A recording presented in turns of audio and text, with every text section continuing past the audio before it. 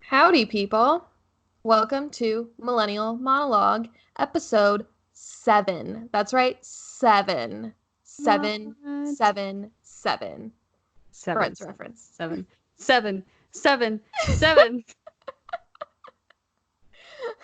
4, 3, 2. If you don't watch Friends, we can't be friends. Yeah, sorry about you. Totally inside joke, but not if you watch Friends. It's Anyways, only welcome. an inside joke with all of America. Yes. Pivot! Did we mention that episode 7 is just full of references to TV shows and movies for an hour? We're just gonna throw shit, see if you get it. Yeah, and it's really even more ironic because we were moving furniture at work today, and one of the things we were moving was a couch, and then one of my coworkers just yelled, "Pivot!" They get it. They do. They get it. Do you get it? No. This is fun. Everyone, welcome. Welcome to Millennial Monologue with Casey Lowenthal. Morgan Humberg. Hello. Hello. Cue theme music.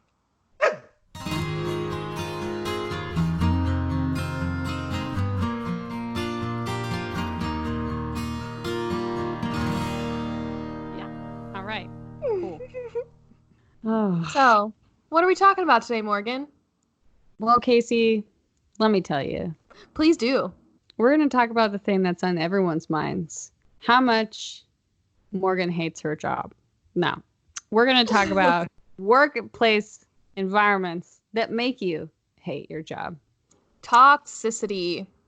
Like Yeah. that sushi that you left outside of the fridge overnight and then decided to eat. Even though before all that, you bought it at a gas station because you thought that was a good idea.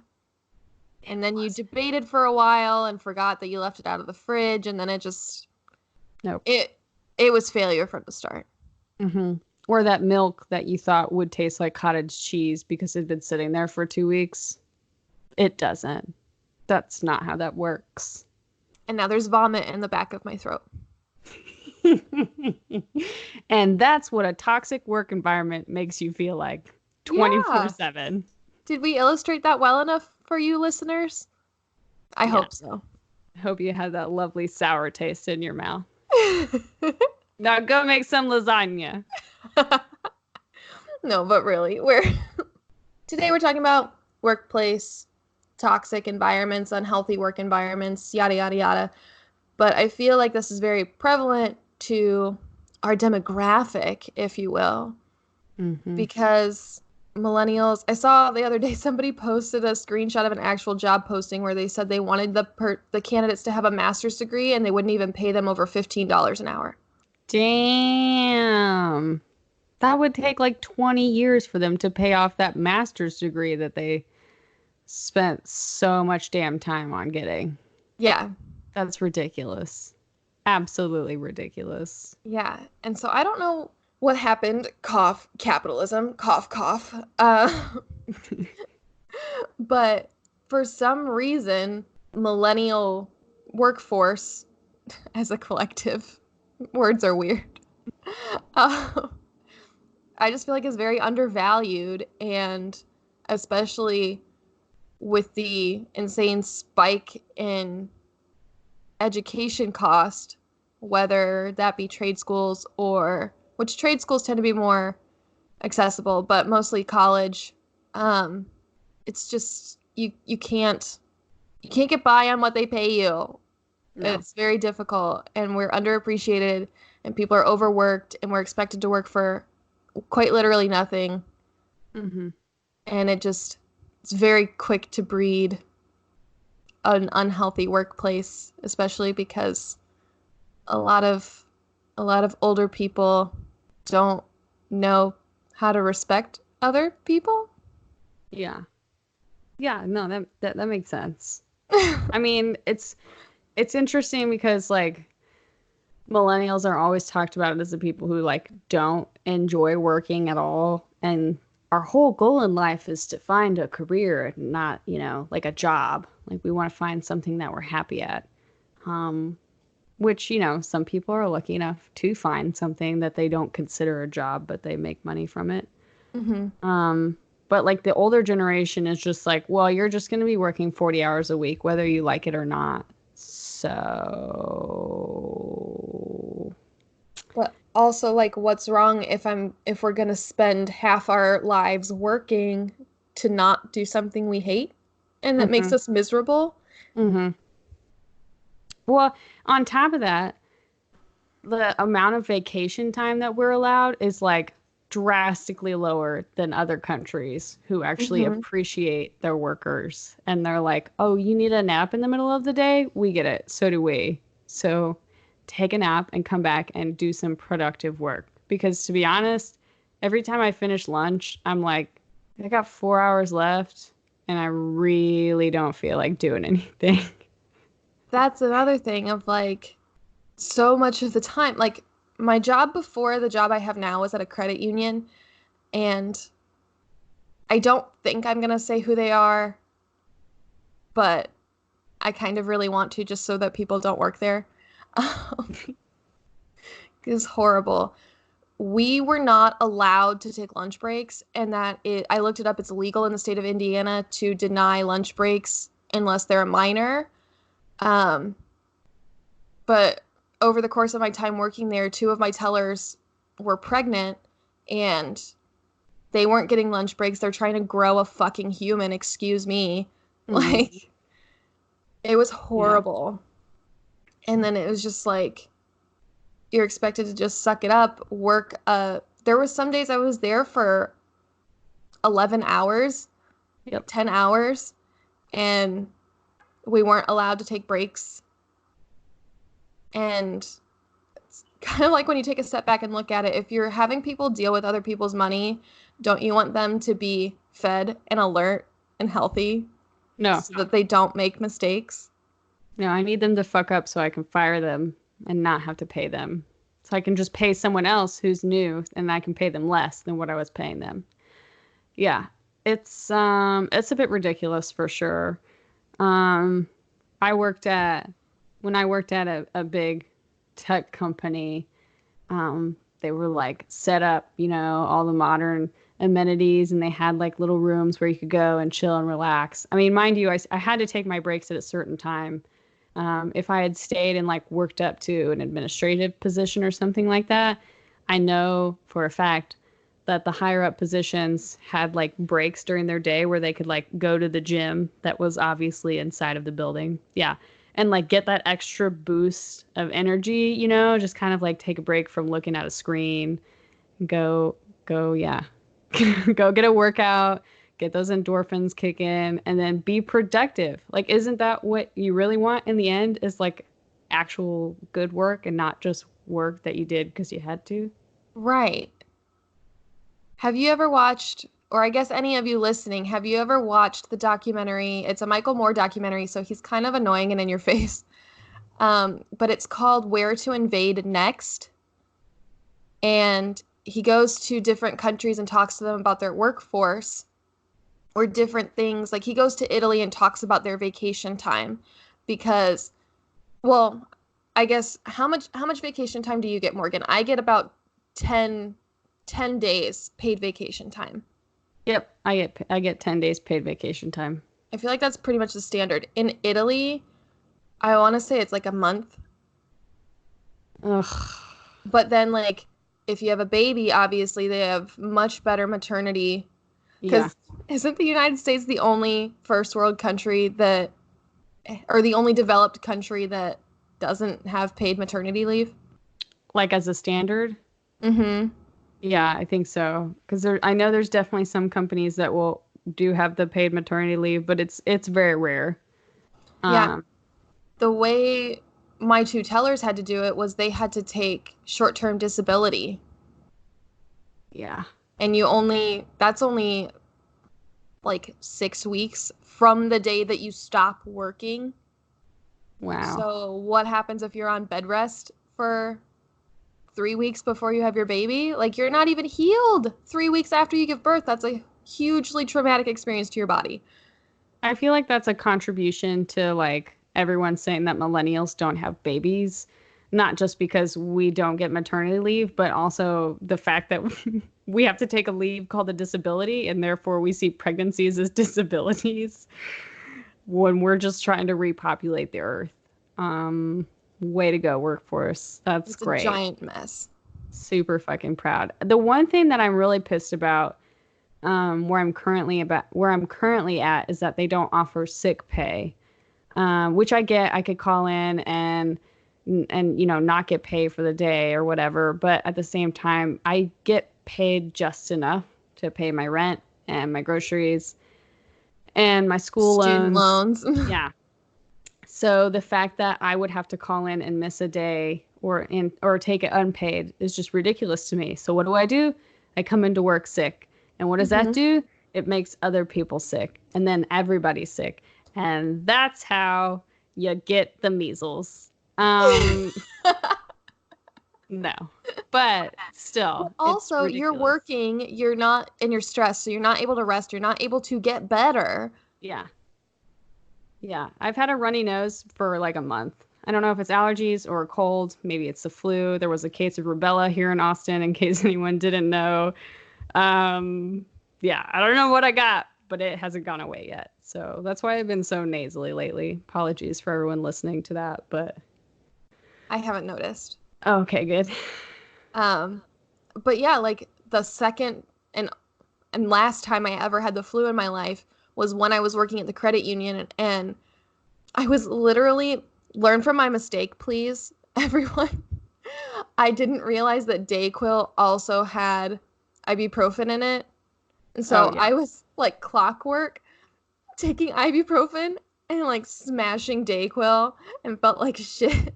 I probably did a huge number on my liver.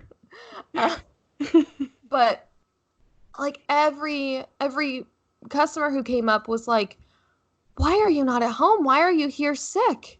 And I was like, "I can't afford to be." Yeah. Like, I don't have that much vacation time. What if I get sick later in the year? What if something happens?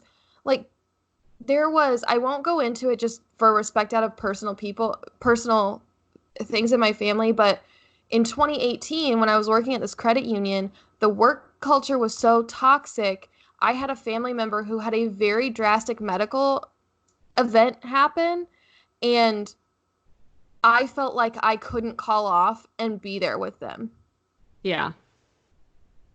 And now I'm like standing up for myself and everything, partially because I'm out of that environment. But like, that's not okay. No, it's not.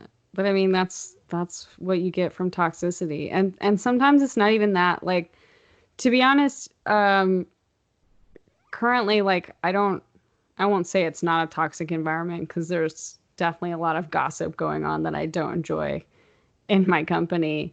And my benefits, like my health benefits, are great, but I don't get the sick pay. It took me 2 years to actually get to do something that I thought that I was originally hired to do, which is really bad. I've tried to leave probably like 10 or 15 times. Yeah.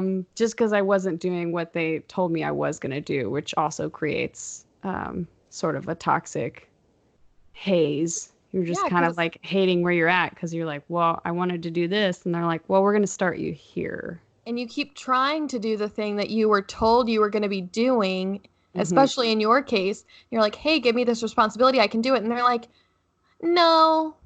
Yeah. Yeah. And it's not that they ever made me feel uncomfortable or anything. It's just like, as someone who is as young as I am, I guess, you kind of have that way of being like, well, they're just going to see me as inexperienced, and like, at least I have a job. So I feel like I can't complain too much, because I am paying the rent right now, have a roof over my head. It's just, you got to deal with what you got. Right. And I think that's another thing that older employers feel like they can take advantage of is, well, you need a job, and or like take unpaid internships, for example. So many of them you don't even get the experience of what you're actually interning for. And not everybody can even afford to do unpaid internships. And so that's a whole nother thing. But like, I also feel like there's this gross misconception that millennials aren't willing to work up to a position. That whole like stereotype of we want everything handed to us, blah, blah, blah, what fucking ever. Mm-hmm. There's a difference because we're taught to, oh, what's that word? Advocate for ourselves. And so it's like, I'm fine working my way up. I mean, I just had a conversation with my supervisor about this today. We had an amazing check-in, which it was just, that was really, really good. And I'm very grateful for the company and organization I work with now. But like previously, we advocate for ourselves. So it's like, I'm sorry, my brain's all over the place. But like when I worked at the credit union, it was impossible to move up even though the turnover rate was so ungodly high, which one should be a giant red flag. Yes. Yeah. But two, I was trying to work my way up and roadblocks every other, like, even though I was being told, you're doing amazing, I'm getting great reviews, I get great customer feedback. Mm-hmm. And like, you and I are very good employees. We're very good people. We're good at what we do. We take initiative. Like, we advocate for ourselves, so we're not going to accept being in an entry-level position for 5 years. We're like, I do a damn good job. I deserve this. And standing up for yourself in so many facets of life by people who are just dipshits are like, you're being difficult. Mm-hmm. And it's like, no. Yeah. And like as a cherry on top, I feel like our generation especially, we actually take on more work than what we can handle just to try and gain that experience that we've been trying to gain. Yeah. Like you were talking about taking on multiple unpaid internships. And I know one summer / winter, I was actually I had 2 unpaid internships going on. One paid internship, but it was like very, very low bar paying on top of a part-time job, on top of like, I think I was at like 19, 20 credit hours for school. Like, that's crazy. Why would I need to drive myself that far to get that much experience? That just, it's mind-blowing. And to be honest, I really didn't gain a lot from my internships. Exactly. And that's the sad thing. Yeah. I actually, when I was working at the credit union, I've wanted to be in arts administration ever since I graduated college. And the experience level that so many jobs want, that's a whole nother discussion. But so I was like, well, I'll get an internship to get that experience, or I'll volunteer somewhere and get that experience. So I was trying to get an unpaid internship on top of my full-time job. And the woman flat out told me, she was like, yeah, we were expecting college kids, but we're getting much more of an influx of people in your situation. Like people in the workforce who want to make a career change. Mm-hmm. And it seems so hard to make a career change. And I don't know the statistic off the top of my head, but the average American goes through, what is it, like 5 career changes over the course of their working life? I mean, I'm not a professional volleyball, basketball player, model, actor, singer all at once, but kindergarten me was. Yes. So yeah, I changed a lot. Well, I mean, like, we've both been in retail. You've been in food service. Ugh. I was in banking, and now I'm in arts admin. Food service is like one of the most toxic environments I've ever worked in. I don't know if it was the customers or actually, to be honest, I had pretty decent managers. There was one place where I worked at where the turnover rate was like insane. Like I had people just like leaving on lunch lunch periods. Like they were just gone. They were like, nope, not fucking dealing with this. And I was like, okay, great. So that's all on me. Yeah. Cool. Love it. It's the worst. But it's also good in a way because I have a lot of respect now for people who work in the food service. Yes. If you enjoy it, kudos to you, because I know there are people that would like show up to work and they were like, man, I love it. And they just like talk to people all day. And I'm like, God, I just want to give you decaf or, you know, like,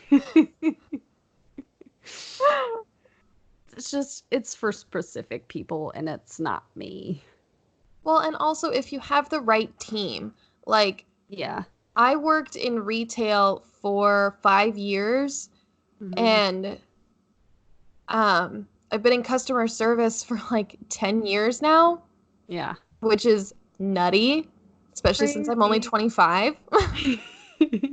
Um, but like the retail, I don't think retail is as bad as food service. And granted, I haven't worked in food service.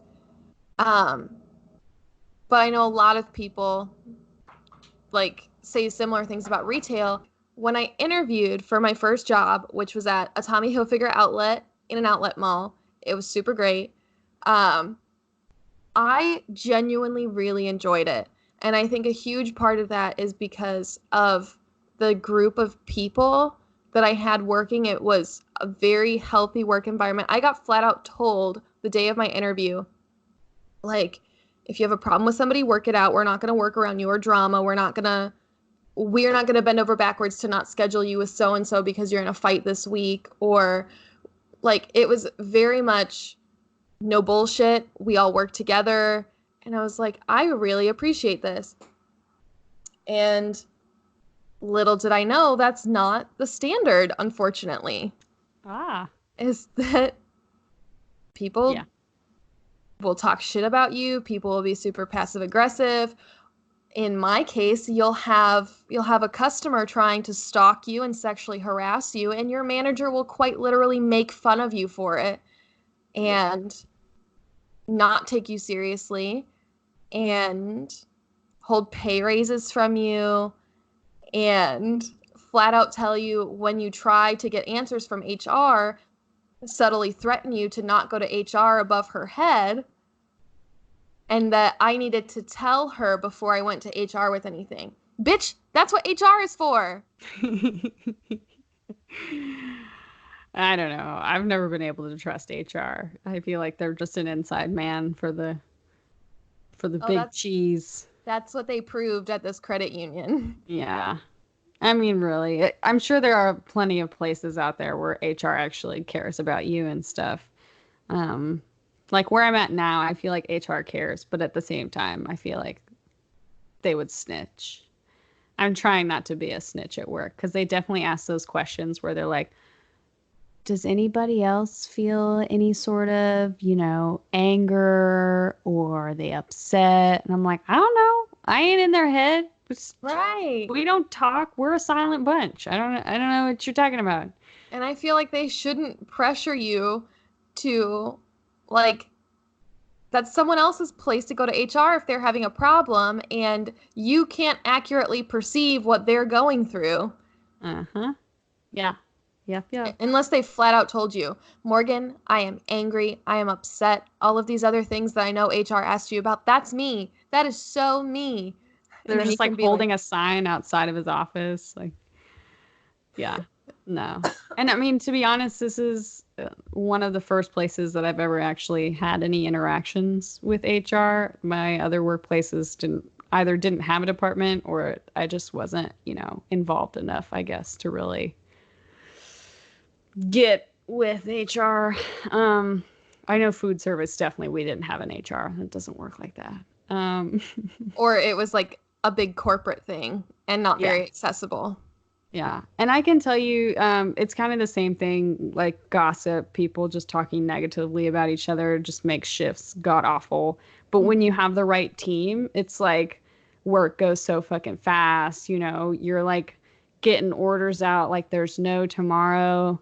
I'll just say shout out to my Subway team if you're listening. my Subway team that was there right before I left, because we actually like changed ownership midway between the amount of time that I was working there, which I think was for like a year, maybe almost 2.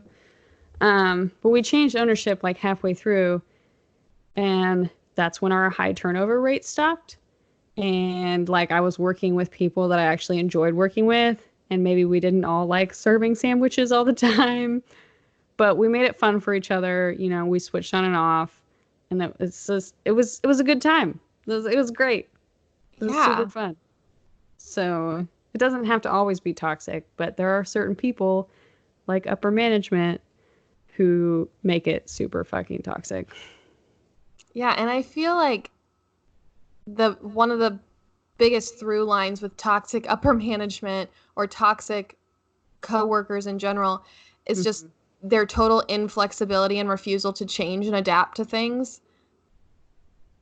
Yeah. And just Yeah. why? Why Yeah. not try to make anything better? I don't know. You know what would make all this better though is if you're still listening, audience, I hope that you've turned this into a drinking game, and every time that we say toxic, you take a shot.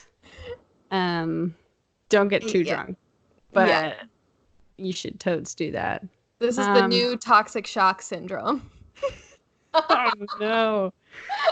I didn't know this was the episode about periods. Um, yes.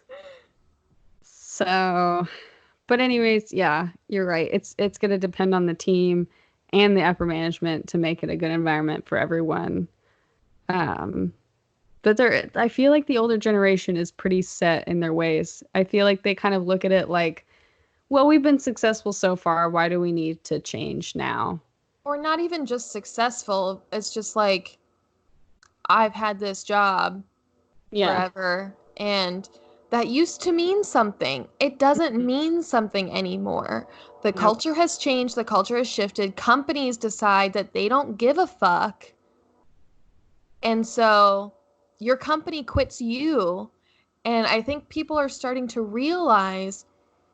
So, for example, I got this book and I highly recommend it to anybody who's job searching or trying to change careers or anything like that, or just trying to improve yourself professionally. It's called What Color is Your Parachute? And it's been through multiple different editions. They do one every year. But so much of the book is targeted toward those people who their job quit them, or they're in their 50s. They realize, I hate what I do. I don't have to hate what I do. I'd like to do something I enjoy. Hmm. And it's so targeted to those people of like, this is what the job market is now. It's not, you don't you don't hit the pavement, you don't drop your resume off at like 50 different places. It's a whole new ball game, kids. Yep. It's amazing. It's kind of funny because a lot of upper management that I have now, they're all talking about how like video is where technology is going, and it's where we need to be. And I was like, video was where we needed to be like 10 years ago. Maybe Like, 15. yeah. I was like, YouTube is already up and running. Everyone's used YouTube. Vine has already come and gone. And I mean, that was like an explosion in itself. It's just they're so far behind, but they're like, well, I mean, we're changing, but we're doing it slowly because they do feel secure in their jobs. And I feel like you can't be, even the people who are like, well, I'm 2 years from retiring, they could still fire you Yeah, because for they don't want sure. to pay out your benefits. Mm-hmm. Yep. It's all about money now, people. All about money. Which I Hmm. mean, it's to money meat to me too, because, you know, bitching about sick pay earlier obviously hits me in a hard spot. But, they won't be laughing when I'm having a heart attack and showing up to work anyways. Right. Da da da. I just, I feel like so much is expected of our generation that people wouldn't be willing to do themselves. Oh yeah, for sure. especially now with like tech startups and everything like that, you'll read a lot about how because they're so small, people get close knit, but that ends up breeding more toxicity because people bring their personal drama into it. But also, like, if you have zero work-life balance, which I feel like is something older generations don't think about, but now that everybody has email on their phone, people are expected to be available at the drop of a hat, and it's like, that's not okay. Nope. Don't send emails at midnight if you're done working at 7. Like, Don't worry, I won't. I am not that dedicated. I have responded to emails at midnight, and I immediately told myself, no, I can't do that. And then the person that I responded to was like, don't do that. The only email that I have written at midnight that was work related started something like, "Hello, I will not be into work this morning. I woke up with a sore throat." And then I have it drafted and ready to send for when my alarm goes off so I can go right back to sleep. That's smart. That's smart. That's the way Morgan does it. Just kidding, I always go to work. Well, that's another thing. If your employees feel appreciated and respected and like their work matters in a way, even if it's not their dream job, they'll do more for you. What a mind-blowing concept. If they're fucking miserable, and I am living proof of this, if they're fucking miserable, they'll do anything they can to get out of work. Yes, this is true. I had a story and I lost it. Remember, Morgan, remember. Remember, Morgan, remember. There's a story of a lovely lady who says something and it's something and the girls. Wait, is the Brady Bunch all one family, or was it a lady with daughters married a man with sons? That, because they became a family. Whoa, that just blew my mind. Yeah. I guess I always thought they were one big happy family, and now I realize they're just a step family that got glued together. They're a blended family. Yeah, not very well blended. Marsha. Marsha! Oh, the Brady Bunch. We've all felt a little Jan every once in a while. We really have.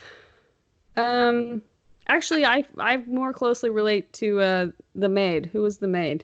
What was her Alice. name? Alice. Yes, I'm for sure an Alice. You are an Alice. Oh, damn. Yes. So, stories about work. There's just so much. I have so many fucking stories. I have done so many oddball jobs in my life. I've done it all. Well, I haven't done it all. I actually haven't worked retail. But you have been a production assistant on like TV show sets and stuff like that. Do you want to speak to what kind of environment that's like? It's so fucking fun. Oh Yeah. my God. Like, I don't know what it's like to be a permanent PA who travels with the groups. And I mean, it is a stressful environment, especially when you do like reality TV. But if you have the opportunity to pick up a PA gig, either at a sporting event, reality TV, cooking shows are really popular in Austin, in case anybody's wondering. Do it. It's such a fun experience. It's going to wear you down like insanely. I mean, you're working like 12 to 15-hour days, but you're really only working 3 days. But it's so fun. Pretty much everyone that I've ever worked with, they have so much energy. And being someone like me who just gets drained being surrounded by people, I never really felt exhausted. Like, there's just so much to do between running to the store, filling up 2 carts worth of food at the Costco, and like running the production cart, and the lady at the register is like, are you gonna eat all that? Yes, I am. Yeah. But no, that's fun, and you just get to meet so many cool people. And Casey and I got to both work Comic-Con in Indianapolis. Oh my fucking God. If you follow us on Instagram, which if you don't, why are you not following us on Instagram? Go real. follow Millennial Monologue Podcast. You won't regret it. Mm-hmm. Our first Comic-Con experience was hashtag Team Evan Yes. with America's sweetheart, Evan Peters. Oh my God. Oh my God. He's so nice, everyone, just in case you're wondering. He's so funny. He is. He's a He's good so funny. doodler, too. Yes. He's also just a good dude. Yes. He's Yeah, just a he good is. dude. But working Comic-Con is an example of like a 50-50 toxic and like a good environment, depending on which department you're working for. Yes. It was a roller coaster of emotions. Evan Peters made it worth it, but Yeah. Well, and we overworked that was sophomore year was the first year they did it, sophomore year of college.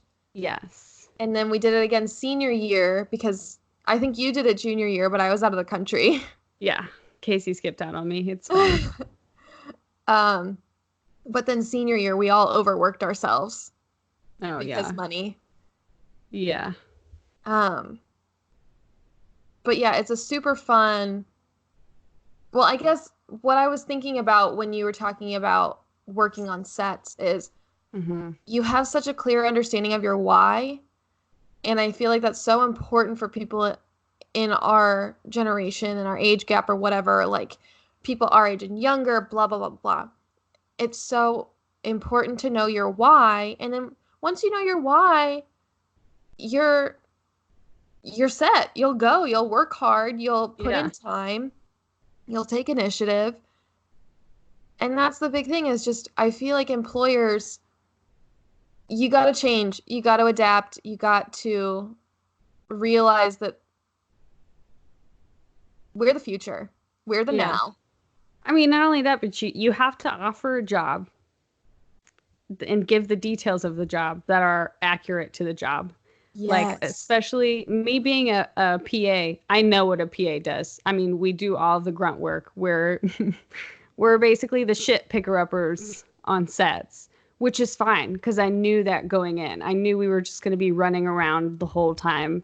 And while my knees have never forgiven me for all of that time on concrete, I did it because I knew I was going to do it. I knew it going in, what it consisted of, what I would need to do, the long hours.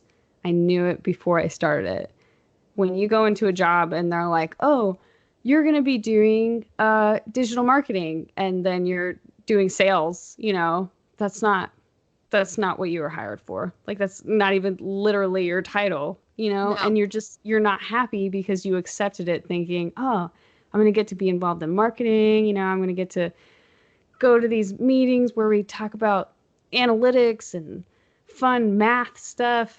And then you're just talking to customers all day, which is definitely not what you wanted to do. Yeah, and you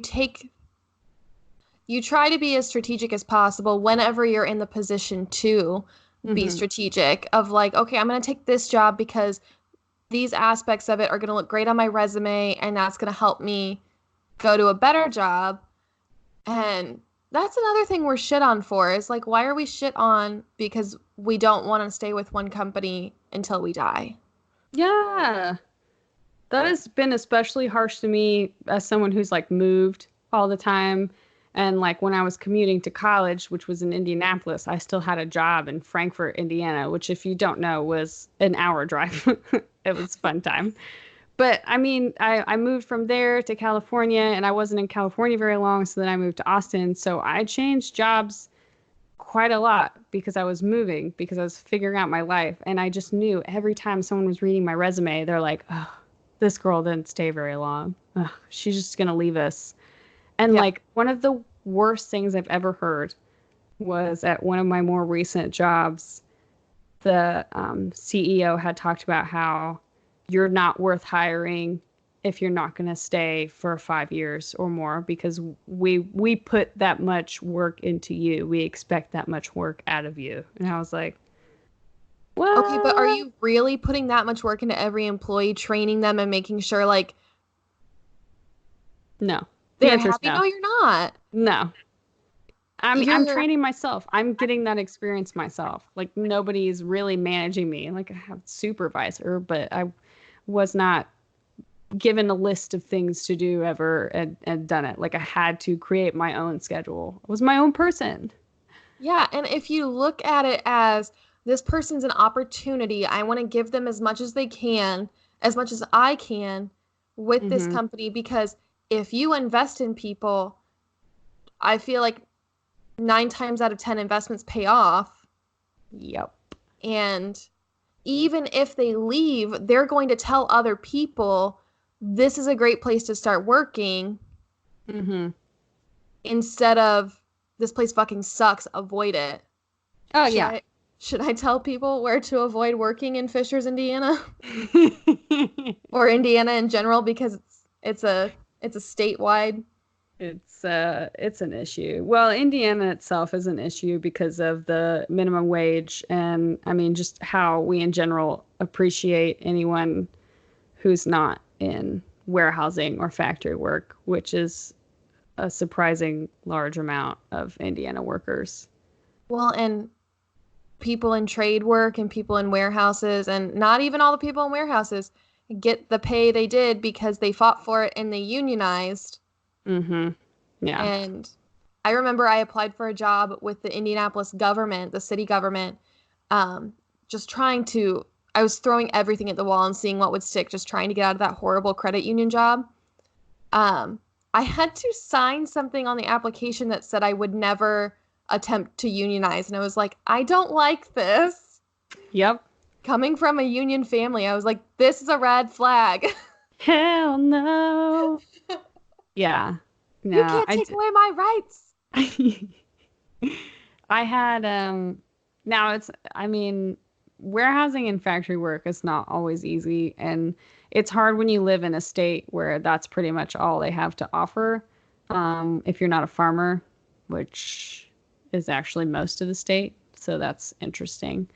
So you've really got food service, retail, or factory slash warehouse.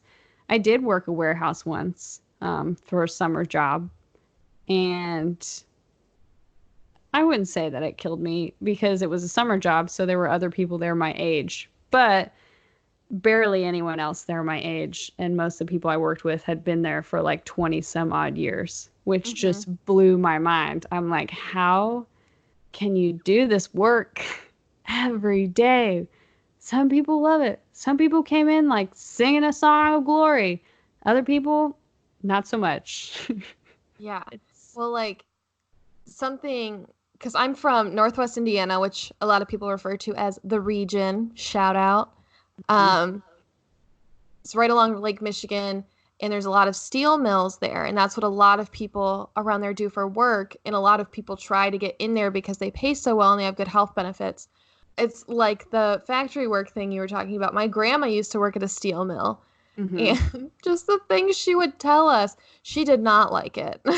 Yeah. She was one of those people not singing the song when they came in. I Um, mean, it's hard she was work. one of those people putting gin in a watermelon and then eating the watermelon. And I was like, you were operating heavy machinery. What the fuck? Yeah. Yeah, but see, if you work at some place like that long enough, you could totally get away with it. Hmm. Like they just let you because you're buddy buddy with your manager or supervisor or whatever. And I Um, feel like, and maybe I've got rose-colored glasses on or whatever, but I feel like that kind of attitude doesn't fly as much with managers in our generation. no, it doesn't. It's I like you I still got to definitely work hard. I definitely feel like we try to separate our personal lives and our careers. Like I don't I think I have one of my employees as a friend on Facebook, my employees, one of my coworkers as a friend on Facebook. But I mean, we don't communicate at all, and I don't really like any of his stuff, and he doesn't really like any of mine. So we're not actually like, interacting outside of work, basically, just Yeah. because it just doesn't, not that it doesn't feel right, but I just don't want to mix it. I don't want to, get attached to somebody who might get fired or leave or suddenly snap in the middle of work and just throw a desk and walk out. It's I hard don't. when your work best friend leaves. Yes, that too. Yeah. It's I went through two or three of my work best friends leaving at the credit union just because it was Mhm. so awful, and then finally I did it. But Yeah. um my supervisor right now, we went to college together, and I feel like I this is one of the healthiest work environments I've ever worked in. I'm so grateful for it. Um but we naturally, and I'm friends with a lot of my other coworkers, and I feel like everybody naturally, when you're at work, and like that's its own little boundary, and you're friendly when you're friends with people, but when you're outside of work, it's different. Yes. And it's a seamless transition. It works very well. I feel like we all respect ourselves and respect each other enough to be like, okay, this is work, Casey. And then outside of work, like, this is outside of work, Casey. I mean, I don't really know what adjective to give myself, but it's just slightly different. We're all still ourselves. We're all still real. And, but it's very nice and it's very reassuring. And yeah, like, please don't overshare with your coworkers, especially if you don't have that kind of relationship. No. Yeah. Don't make it awkward. That's one of my favorite rules that a manager has ever given me because at a previous job we had we were on like a team basically. It was a big company and there was a bunch of different teams. And so we had like a team group text chat. And it was Hmm. just like while we were starting out in orientation, everything, so that if anyone had any questions or whatever, and we would occasionally do like go like have a beer night or something like that, then we would text in the group chat. And it's kind of terrible to like start a group chat because you can see when people leave the group chat. So Yeah. when people started quitting and or getting fired, like people were getting kicked off the group chat. It was really sad the day I got kicked off the group chat. You just feel like disconnected from the world. But Yeah, like you're thrown away. right.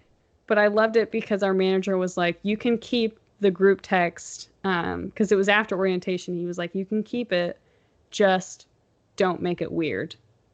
Don't make it weird, and everything will be fine. One Yeah. person made it weird. Um, he was fired. Um, Ooh, can you discreetly tell us? If how not, he that's made it okay. Yeah, weird. how he made it weird. He just started sharing memes that I wouldn't necessarily say were super inappropriate, but some people who have had different life experiences may perceive them differently than other people. Just jokes that feel like were made at other people's expense. So they weren't meant to be hurtful, but they were perceived as hurtful. Ah, Yeah. With that, sorry, I don't want to go into too much detail, that's fair. but That's fair. I'm just really yeah. nosy. But yeah, basically, he made it weird. He made it weird, and we had to end the group text. Yes. What a sad day. It is, but you're right. You have to find that balance between work and personal life. You can't combine the two, or it's just gonna turn into a shit show. Um, Yes. Not to say that you can't be friends with your coworkers, because you certainly can. Just when you leave work, you can bitch about the office for a little bit, but please talk about other things in your life Yeah, rather than but work. also kind of going off being friends with your coworkers, Hmm. that was one of the saving graces when I was working at the credit union, but also one of the biggest downfalls because when when one person gets really negative and really toxic, it spreads that much faster. Yes. And then it just snowballs out of control to where you're all miserable, but you're all miserable together. And then on Wednesdays, you're all wearing pink. Yes. Yes. But yeah, you like you're there for each other, you get to vent to each other, you get to advocate for each other, but also you're all bitching all the time, and that just negativity breeds negativity. Mm-hmm. It's very hard to get yourself out of that in that kind of negative environment. Like, literally, I was at the point where I was so miserable and so stressed out. My body hurt and I was feeling sick. And my assistant manager was feeling the same way. Yeah. And it was just a giant nightmare. Yeah. But I mean, basically, to kind of sum it all up, is you're probably going to work at least one place where there's like a super toxic environment that you might not be able to escape. But your best bet is to just try not to think about it, which is terrible advice, but you just don't bring it home. Yeah, if all you can do is just stay in your own little bubble, you get your work done, you clock in, you clock out, and then you leave it all there. Try to do that.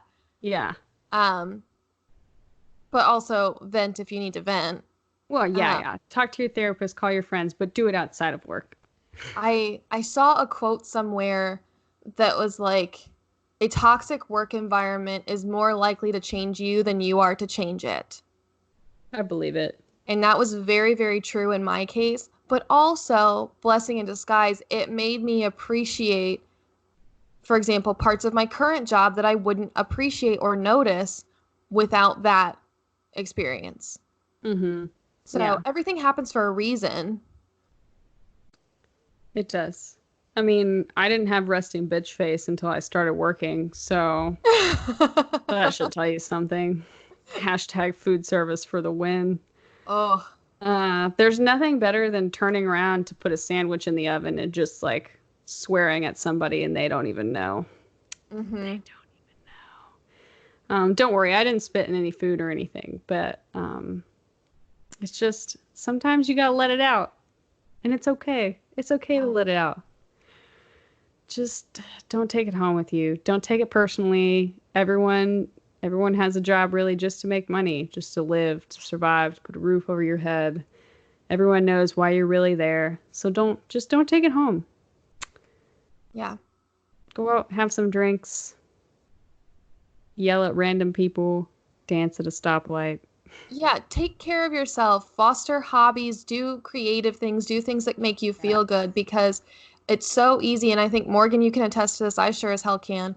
When you're in that kind of toxic work environment, it's so easy to let it take you over, and then you become just so depressed and you don't want to do anything, and that makes you even more depressed.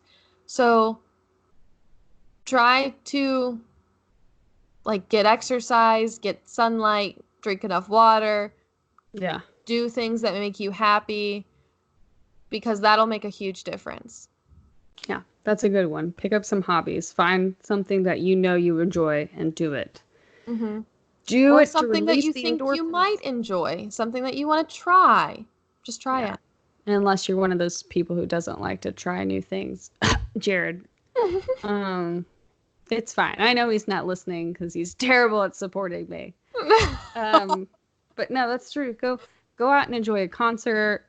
Go eat. If you don't have any dogs but you want a dog, go to a dog park and just watch dogs run, and then try to sneak away with one. That's another thing, is like, especially if you're not in a field that you want to be in, because a lot of people our age, that happens with the way the workforce is and the economy is, and blah, blah, blah, blah, blah. Volunteer somewhere where you can get extra experience, and it'll be something you enjoy. Yes, for sure. Trying new things is always good. Especially if you live in Austin and you're looking for a new sport to try. I'm going to solicit here and tell you to join our Gaelic football team. Whoop, whoop.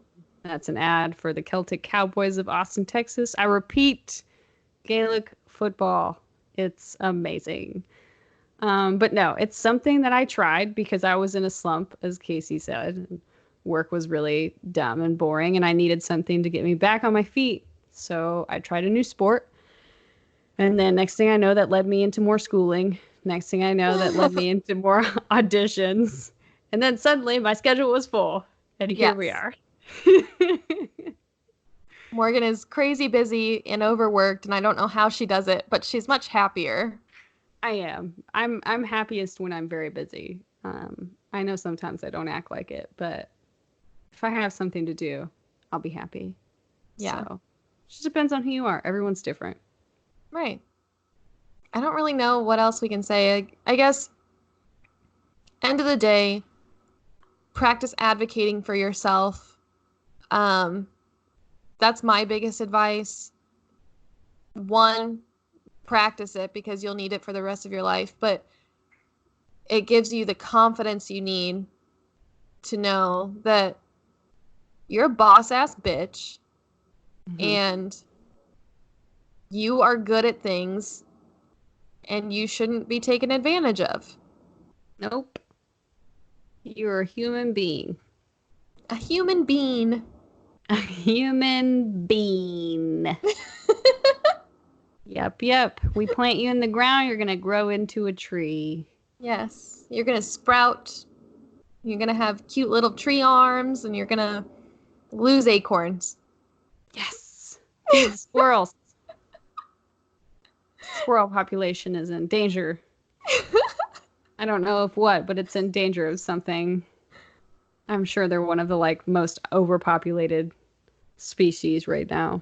It's fine. Fun fact for those of you who don't listen to the Dollop podcast, do it. And the first episode you should listen to is The War on Squirrels. What? I thought you were going to tell me about having a dollop of Daisy or something like that. Marketing, folks. It works. It does. Do a dollop of Daisy. But no, this is The Dollop, The War on Squirrels. I'll have to check it out. Faux show. Well, Casey. Well, Morgan. I feel like I've bitched to you a lot today. Maybe to our audience a lot today. But I hope this made everyone's day. Yes. Smiley face. Exclamation point. You're not suffering out there alone. Just know that there are a lot of people in your seat or cubicle or edge of the pool, as we previous lifeguards like to say. Well, also, there's something that people say in theater is if you can't find work you want to do, make your own. And I feel like that applies to everything. So take risks, make your own work, be creative, treat yourself like just a giant plant. You need water and sunshine, and I'm kind of rambling off on a tangent here. There's something else that theater people always say, and that's heads.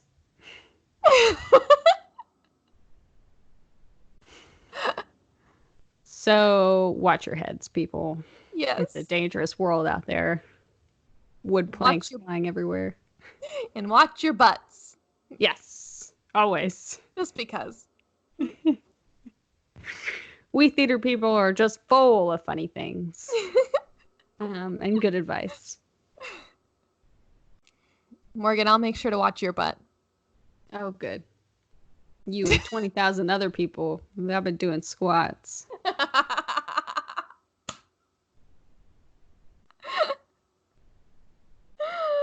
Oh, yes. It's always fun on the Millennial Monologue podcast. We have fun here. We just want to thank everyone for listening. I would say thank you for watching, but as we've requested in the past, you should probably just listen. Yeah, just listen. Because we're never prepared for these video things.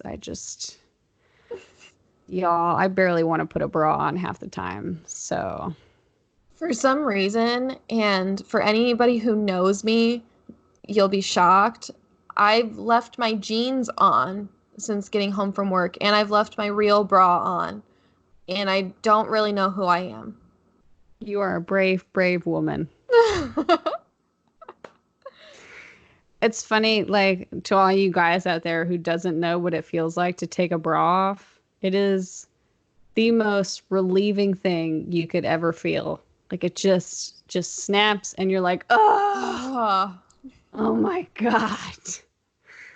It's like the weight of the world is off your shoulders because it yes. literally is off your shoulders Yeah. and your back. Yeah.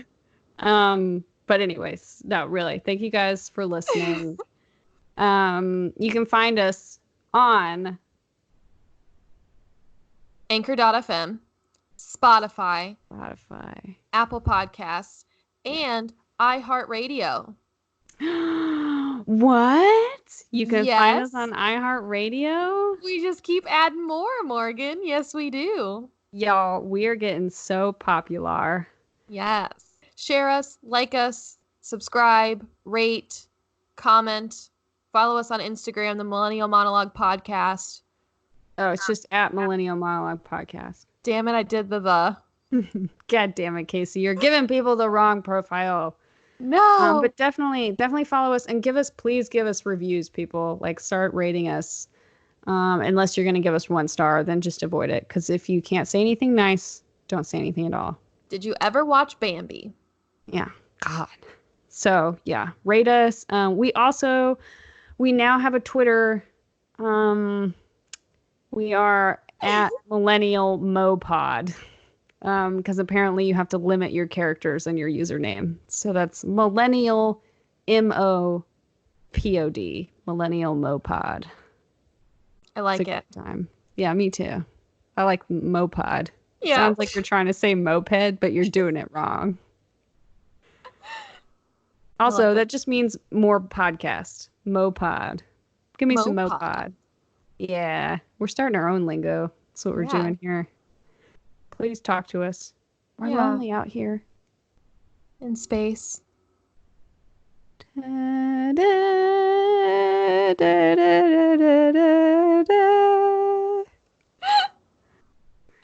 Sounds good. Let's do it. Bye. Bye.